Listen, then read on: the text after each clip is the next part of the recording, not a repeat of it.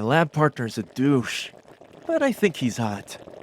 Surviving biochemistry class was hard enough, but surviving it with the infamous Mr. Cliff and Leo Callahan, the human embodiment of a perfect GPA, is a whole other story. This is either my academic redemption or my slow, painful demise. Place your bets. I slouched into the classroom with my feet dragging, like a prisoner to the gallows. Mr. Cliff's biochemistry class. My stomach churned at the words alone. We all heard horror stories. Late nights buried in textbooks, endless equations, and Mr. Cliff's unnerving ability to smell the faintest whiff of inadequacy. This wasn't a class I could dodge. This was a requirement for my major, and here I was, stuck, hoping to make it through with my GPA and sanity still intact. The smell of disinfectant hit me as I slid into a seat at the back, far enough to avoid attention. Right then, a door slammed open. A short, burly man stormed in, his lab coat billowing. Without a word, he dropped a stack of papers on the desk. "Welcome to biochemistry," he said, voice sharp. "You've got 3 weeks to decide if you belong here." He paced, eyes gleaming. "Stay and give me your best. Leave and save us both the trouble. Discipline, determination, and maybe a miracle. That's what it takes." I watched as several faces turned to dread as soon as he was done speaking. Some looked pretty determined, however, and there were those who even looked excited. One of them sat at the front, his hand already jotting notes like his life depended on it. It was him, Leo Callahan. Of course the teacher's pet was in this class. My luck just kept getting better. Week 1. Mr. Cliff's sole mission, it seemed, was to weed out people like me. His lectures were a relentless flood of diagrams, equations, and science jargon spit out faster than I could scribble. By week 1, my notebook was abstract art. Nights were worse. I'd sit buried under textbooks trying to decode this jargon, while my roommate watched Netflix in the background at full volume. I didn't hate it though, the classes. It didn't matter that Mr. Cliff was such a jerk, or that I was always drained after school. I liked the classes. My minor victories, of course, were short-lived thanks to Leo Callahan. Picture this. Perfect posture, front row seat, handwriting so neat it could be a font. Leo was the teacher's pet, golden child, and resident know-it-all. He made sure everyone knew it, and he was always right. He also seemed to hate it when he wasn't the center of the class. Today, Mr. Cliff threw a question to the class. I'd been working hard the past week, so I'll admit I was feeling pretty bold. I raised my hand and I answered effortlessly. Mr. Cliff nodded, like I just solved world hunger. "Correct." I smiled to myself and did a little dance in my head. Right then, I heard it. It came from the front row. A tiny scoff, loud enough for me to hear it, but still quiet. He didn't even look back. Leo just shook his head slightly, as if my answer had offended him personally. Something to say, Callahan?" I said and leaned forward. Without missing a beat, he said, "No, not at all. Just impressive how you managed to oversimplify something so basic." Are you kidding me? I was this close to grabbing a beaker and... Okay, no violence, but you get the point. Week 2. Another day, another grueling lecture in enzyme kinetics. I slumped in my seat, staring at my notebook. It was mostly filled with doodles, not much in the way of actual notes. I glanced over at Leo, of course, who was deep in conversation with Mr. Cliff, gesturing as he rattled off some complicated explanation like it was the easiest thing in the world. "Show off," I muttered, shoving my notebook into my bag. As I stood up, I wasn't paying attention and ended up bumping into him. He turned toward me, his brow furrowed in annoyance. "Watch it, Fletcher." "Sorry," I mumbled. "Just try to pay attention next time," he added, adjusting his shirt like he had somewhere more important to be. "It's not that difficult." I clenched my jaw, swallowing down the urge to snap back. I wanted to tell him to get over himself, but something about the way he looked at me made me pause. Beneath the arrogance, there was something else. A flicker of uncertainty I didn't expect to see. "Right," I said finally, forcing a tight smile. "Thanks for the tip, Callahan." I turned and hurried out of the classroom. As I hurried down the stairs, I muttered to myself the words I'd never thought I'd say. I really hate that boy. Week 3. Evaluation test day. I had cranked my brain full of caffeine and desperation, and it was just about done with the routine. Luckily for me, however, the results were in, and I passed. They weren't exactly amazing, but they were not a total dumpster fire. And you know what? That was enough. As soon as he was finished with the tests, Mr. Cliff went to the front of the class, pacing back and forth, with a kind of sadistic glee that only he could manage. "Your next test starts this week," he began. "You will perform an experiment of your choice from the given options, and present your findings in a 5-minute presentation." He paused, his eyes gleaming. "In pairs." Cue the collective groan. Working with a partner was a risk.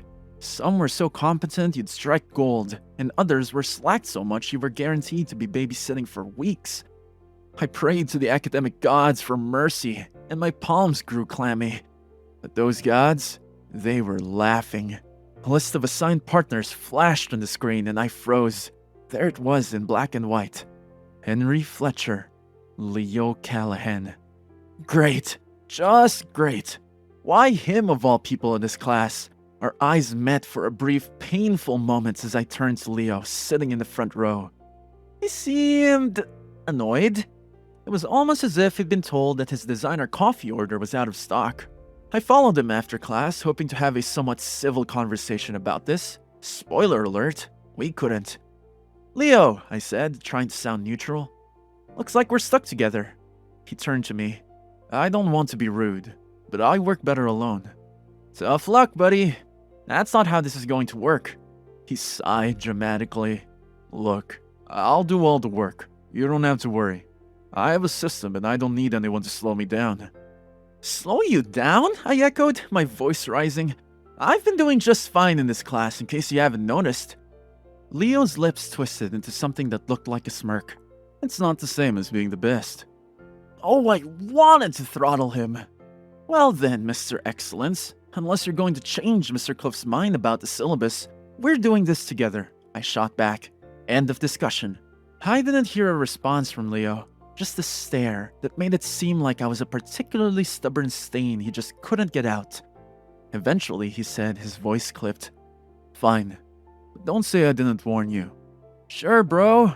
Can't wait," I replied dryly. And so it begins.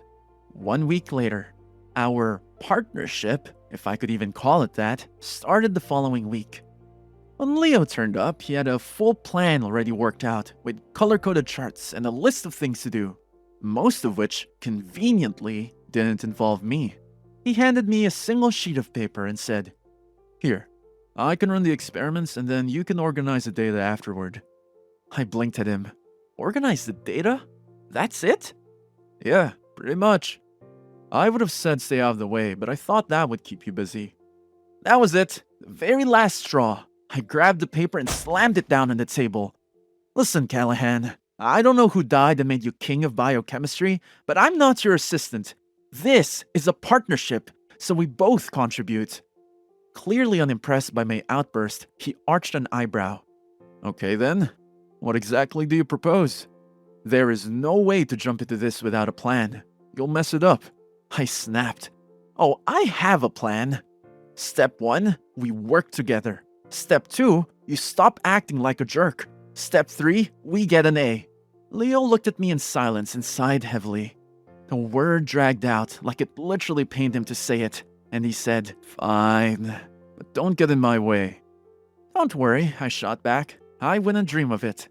Right then and there, I could tell this was going to be one long semester. The next evening. That evening, the lab was eerily quiet. Most of the other students had already gone. Me and Leo were still plugging away at a stupid experiment, just the two of us, and the air between us felt like it could explode at any given second. I poured the solution into the flask, being careful so as to get it just right. Leo snapped, his voice sharp enough to cut glass. "I told you to add the reagent drop by drop, not all at once. You're going to mess up the reaction." I slammed my hand onto the counter. The sound echoed in the empty lab. "You don't have to micromanage everything, Leo. I know what I'm doing." "No," he shot back, crossing his arms. "You don't. You didn't measure the pH last time, and we wasted an entire batch. I won't allow another error." My face went hot. Maybe if you weren't in my ear the whole time, we'd actually get something done. Rolling his eyes, Leo scoffed. I'm trying to make sure we don't fail. Some of us actually care about our grades.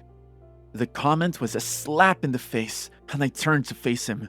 You think I don't care? I'm trying here, he shrugged, and I flipped open the notebook to jot down my notes. You're impossible. What was that? He said, his voice dangerously low. I spun around to face him. I said you're impossible. You treat me like I'm an idiot who doesn't belong here, and you're a jerk. Newsflash, Leo, you're not perfect. Maybe if you weren't so focused on trying to be, we'd actually move on. I thought he was going to fight back and throw another mean jab my way, but he just pressed his lips thin and turned back to his laptop. Fine then, he said coldly and clipped. Do it your way. The anger drained out of me as quickly as it had come, leaving me feeling hollow. Look, I didn't mean just finish the experiment. He cut me off without looking up. 1 hour later, the lab remained quiet for the rest of the test, and by the time we finished, the lab was a disaster zone. Instead of the clear violet the test was supposed to be, the solution we'd worked on for hours was a cloudy, muddy brown. The readings? Completely useless. Leo snapped the notebook shut and shoved it to the side. This is a mess, he said. We'll have to start over. Frustrated, I raked a hand through my hair again. Well, maybe if we hadn't fought so much, this wouldn't have happened. His glare was so ice-cold that it made me flinch. Do you always have an excuse at the ready? My God, it was your decision to do it your way. Your way wasn't working either, I snapped. A familiar voice cut through the tension like a knife before we could dive into round 2. Gentlemen. I turned to Mr. Cliff, who was standing in the doorway, arms crossed, eyebrows raised. His eyes moved around the messy workstation and the discolored solution and ended on us. His tone was bone dry as he said, I assume this isn't the result you were aiming for? Leo opened his mouth to answer, but I beat him to it. Not that it mattered anyway. Stop, Mr. Cliff yelled and held up a hand. Save it. You have 1 week to make this work. If you don't, I'll fail you both. Understood? Both of us mumbled. Yes, sir. Our voices just above a whisper. A door closed behind him with a bang as he gave us one last pointed look. Silence followed in his wake. It was deafening. I glanced over at Leo, who was staring at the ruined experiment like it had personally insulted him. His jaw was tight. His hands were clenched on his sides. We'll figure it out, I said, trying to keep my voice steady. He didn't look at me. We'd better, he muttered. I'm not failing because of you. The sting of his words hit harder than I wanted to admit. I opened my mouth to argue, but what was the point? I just grabbed my stuff and left, the weight of our failure setting squarely on my shoulders. The next morning, the lab was quiet when I got there the next morning, and somehow, the mess we'd left behind last night looked even worse. The cloudy solution was still sitting in the flask, mocking me, and their notes were scattered across the counter. I sighed and set my coffee down, pulling out my notebook. If we were going to fix this, we needed a plan. Preferably one that didn't involve snapping at each other every 5 minutes. Already here? I turned, and there was Leo standing in the doorway, binder in one hand, lunchbox in the other. He looked a little rumpled, like he'd been up all night. Good. Misery loves company, after all. Figure we should get a head start, I said, trying not to sound as exhausted as I felt. Mr. Cliff wasn't exactly subtle about what happens if we don't fix this. Leo walked over and dropped his binder on the counter with a thud. He avoided eye contact. I went over the data. We missed temperature control. We have to do it again. I nodded, flipping through the notebook. Okay, but we should also simplify it. Leo hesitated for a moment, then nodded. Okay, let's try it. For the first hour, we barely spoke except to give instructions. Turn that knob, hand me the pipette, add 1 more drop. It wasn't friendly, but at least we weren't arguing. And to my surprise, we were making progress. The solution in the flask stayed clear this time, and the readings actually made sense. As I adjusted the pipette, I broke the silence. Look, about last night, I was out of line, Leo interrupted, not looking up from his laptop. I blinked. What? He sighed and ran a hand through his hair. I pushed too hard. And what happened? That was on me. I'm not great at working with other people. I set the pipette down and crossed my arms, trying not to look as surprised as I felt. Well, I'm not exactly a picnic to work with either. Leo actually laughed quietly to my surprise. That's an understatement. Hey, I protested, but I couldn't stop a grin from forming on my face. And just like that, a little of the tension that had been suffocating us eased. It felt like we could make it through this one test without actually killing each other. By the end of the session, the experiment was back up and running, and I also didn't feel like throwing a beaker across the room for the first time in days. I glanced over at Leo as I packed up. You know, I said, you're not half bad, Leo. He arched an eyebrow at me. High praise coming from someone who once called me a control freak. Well, you are, I said with a smirk. But maybe that's not the worst thing in the world. Rolling his eyes, I could have sworn I saw the faintest hint of a smile. By the time we were leaving the lab, Leo had a ridiculous stack of textbooks. It was heavy, and before I could think better of it, I blurted, Here, let me help you with that. His eyes flicked to me for a moment before he handed over a few of the books. It hit me harder than it should have when he smiled. Just a small one.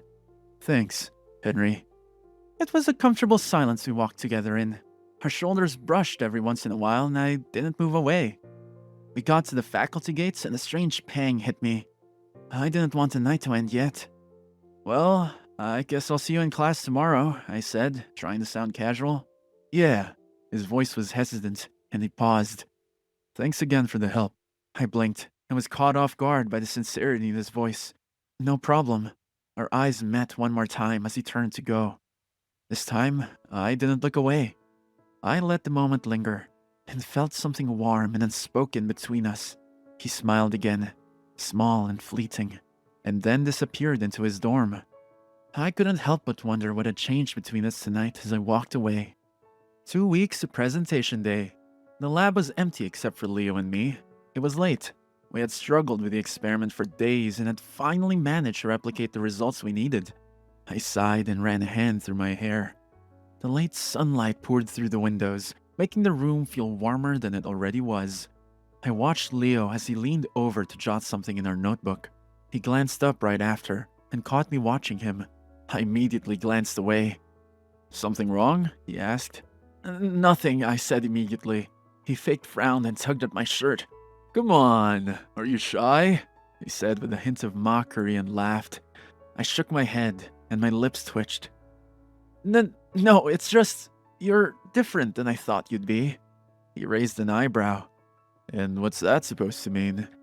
Don't get me wrong, it's just you're normally so intense. Oh, he said and kept on writing. I have to, or I'll fall behind.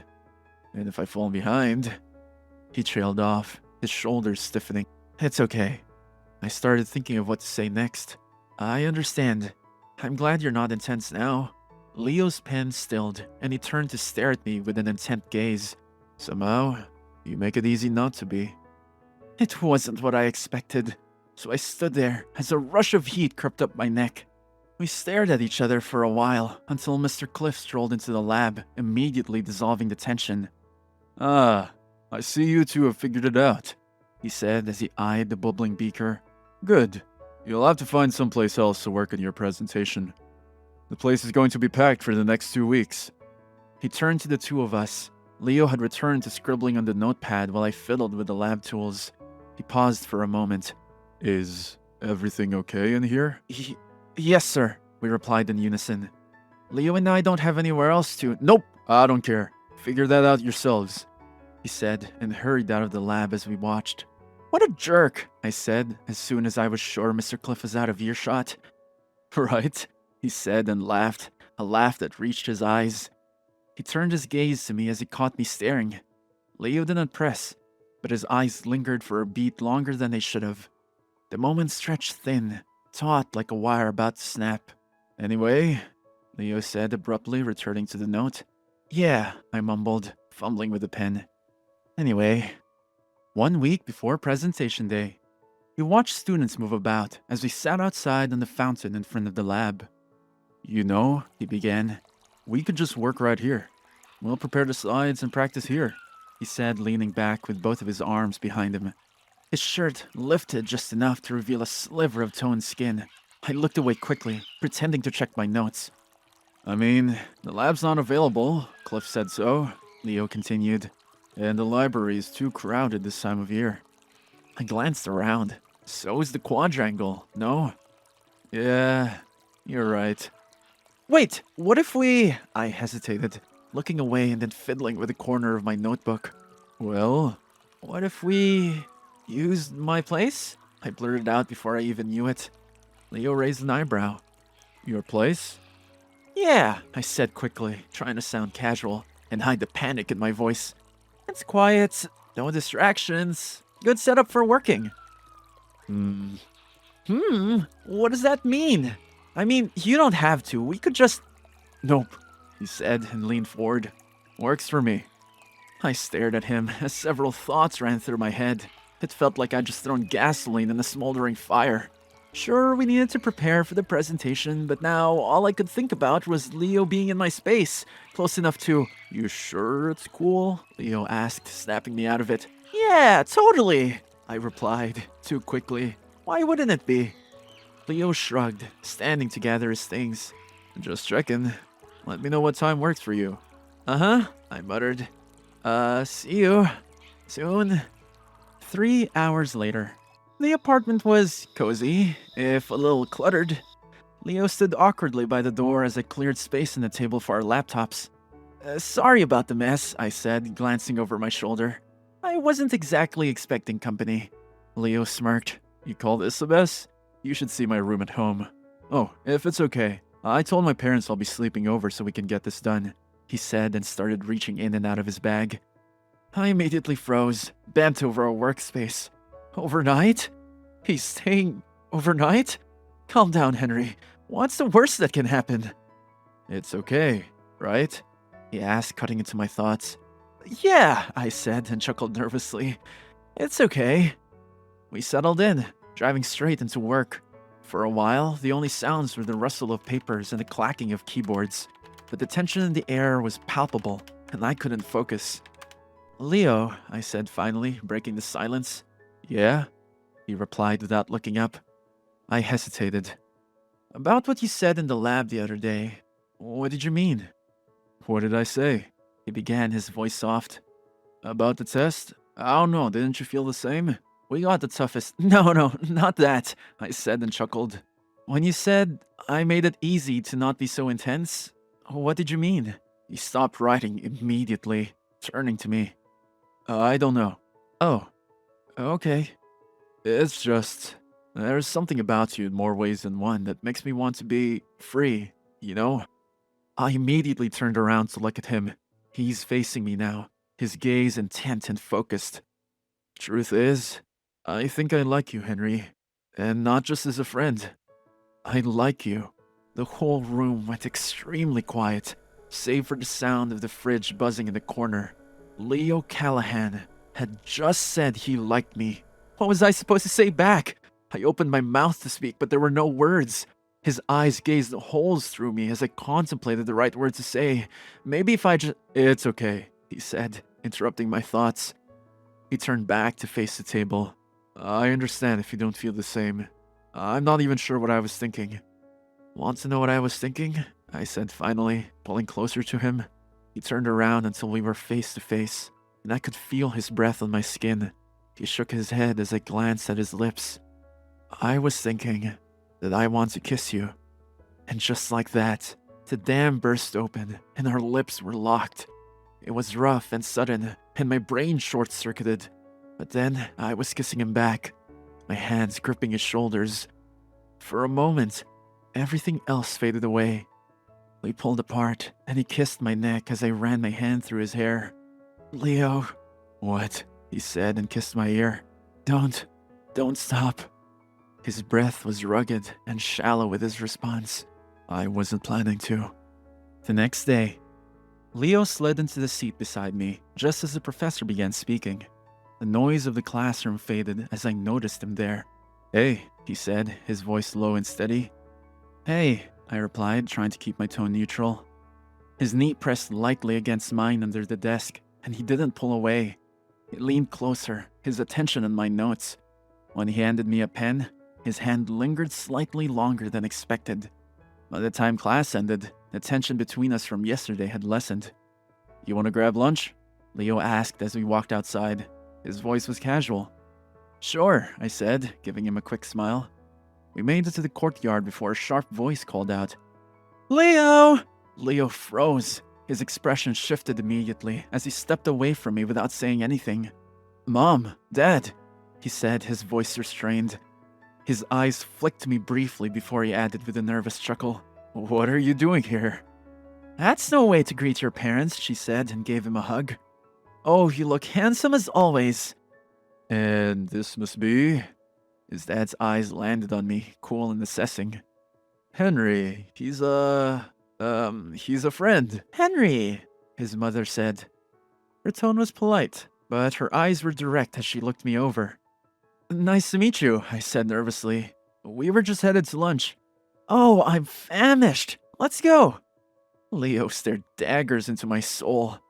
Did I say something wrong? Why was he looking at me like that? Lunch, 20 minutes later. The conversation was as stiff as the white tablecloth beneath my hands, and we sat down. The tone of their questions was detached, almost clinical, and his parents asked polite questions about our project. They clearly cared more about Leo's academic achievements than anything else. I could see the tension on Leo's shoulders, but he played along, answering their questions with practiced ease. He wasn't himself. His mom turned to me and said, "So, Henry, what are you going to do after graduation? Grad school? Medical school?" I admitted, feeling like a bug under a microscope. I'm still figuring that out." "I see." She turned back to Leo and did not seem impressed. "Darling, I'm sure you'll be fine no matter who you're working with." The words burned more than they should have, but I kept my mouth shut. This wasn't the time or place. Evening, one excruciating hour later. The evening dragged on with every moment. When it was finally over, Leo and I stepped outside. "I'm sorry about that," he said quickly, shoving his hands into his pockets. "It can be a lot." "That's one way to put it." "Henry, no, I'm fine," I interrupted. "I get it." I thought for a moment that he might argue, but he didn't. "My parents are not. They wouldn't understand," he said quietly. "Of course," I said, my voice colder than I intended. "Wouldn't want to disrupt the perfect image they have of you." "Don't do that," he snapped. "Do what?" I replied. "Be upset? You don't think the whole thing was weird?" "It's not like that," he insisted. "You don't know what it's like. What they're like." "You're right. I don't," I said, stepping back. "But I do know what it feels like to be kept a secret. And it sucks." He opened his mouth and closed it again, his expression torn. "Look," I said, my voice softening despite myself. "I've seen this before. I know how it ends, and I'd like to take a step back." "Henry, wait. I'll see you in class," I said, walking away before he could say anything else. Presentation day, 6 days later. I should have known it was going to be a disaster when Leo dropped the laser pointer 5 seconds into the presentation. He bent to pick it up as the class waited in awkward silence. When he stood, his usually sharp posture was hunched. "So," Leo began, his voice quiet, "our project focuses on the enzymatic activity of catalase and how it reacts to varying pH levels." He clicked to the next slide without looking at me. I cleared my throat, supporting his statement. Leo nodded stiffly, but still didn't meet my gaze. The silence between us was louder than any critique Mr. Cliff could throw at us. When it came time to explain the data, Leo stumbled over his words. I tried to jump in and salvage it, but our rhythm was completely off. Every time I spoke, Leo shifted uncomfortably, like my voice was a reminder of something he wanted to forget. By the time we wrapped up, the entire class looked relieved it was over. Mr. Cliff gave us his signature unimpressed stare as we returned to our seats. "Great teamwork," I muttered under my breath as I slumped into my chair. Leo didn't respond. He just stared straight ahead, his jaw clenched tight. 3 days later. I wasn't avoiding Leo. Not exactly. Okay, maybe I was. But could you blame me? After the presentation debacle and everything that happened with his parents, I figured it was better to keep my distance. Naturally, however, he found me anyway. I was in the corner of the library, pretending to focus on my notes when he appeared. He didn't say anything at first, just stood there, shifting his weight from one foot to the other like he was waiting for permission to sit down. "What do you want, Leo?" I asked, not looking up. "Can I sit?" I sighed and gestured to the chair across from me. For a moment, he just stared at his hands before finally speaking. "I screwed up," he said, his voice low. "Yeah, no shit," I replied, keeping my tone flat. "I mean it, Henry." I looked up and saw the honesty in his expression. "I messed up with you, and I hate that I've made you feel like this." I blinked. "Why did you do it then? Why push me away?" He exhaled, rubbing the back of his neck. "Because I'm scared." "Of what?" "Of them," he admitted. "Of what they'll think, what they'll say. My parents, they've always had this picture of who I'm supposed to be. Perfect grades, perfect career, perfect life. And if I don't fit into that picture, well," he broke off, shaking his head. "And you think being with me doesn't fit?" I asked, my chest tightening. "No," he said quickly. "It's not you. I'm the one who's too scared to face them. That's not fair to you." I stayed quiet, letting his words sink in. "I like you, Henry," he said, his voice soft, steady. "More than I've let myself admit. And I want to figure this out. And I don't care what my parents think anymore. I'll scream it off the rooftop. I'll tell everyone. I'll tell them if you want." "Shh," I said, and placed my hands on his lips and chuckled. "Okay, okay, okay," he said excitedly. "Okay," I said, chuckling. "As long as us matters to you, I'm okay." Later that week, Leo found me outside the Biochem building after my last class. He handed me a folded piece of paper without saying a word. "What's this?" I asked, raising an eyebrow. "Just read it," he said. I unfolded the paper to find a sketch of a DNA molecule, each base pair drawn to detail. Below it, in neat handwriting, were 2 lines. "We're better when we work together. Would you be mine?" It was so undeniably Leo that I couldn't help but smile. "So," I said, holding up the paper, "is this your way of asking me out?" "Pretty much," he replied, his lips forming into a small smile. "And also, maybe my way of asking if you'd like to grab coffee this evening. No parents, no presentations, just us." I laughed, tucking my paper into my bag. "You're lucky I'm a sucker for you." As we walked to the nearest coffee shop hand in hand, and as our laughter filled the air, it felt to me like the world and all its problems melted away. Conclusion: Leo and I graduated side by side, leaving behind the shadows of his parents' expectations. He had finally learned to stand tall, unapologetically choosing what made him happy, choosing us. Life wasn't perfect, but we faced every challenge as a team. After all, we didn't work so bad together, right? He supported my dreams, and I stood by him as he created a life on his own terms. Through it all, Leo was my calm in the storm. The future was uncertain, but one thing was certain. Together, we had everything we needed to keep moving forward. The end. Do your insecurities sabotage your connections with people? How do you stop yourself from pushing them away? Thanks for watching. Consider subscribing to become a part of our Rainbow Force and to stay wholesome.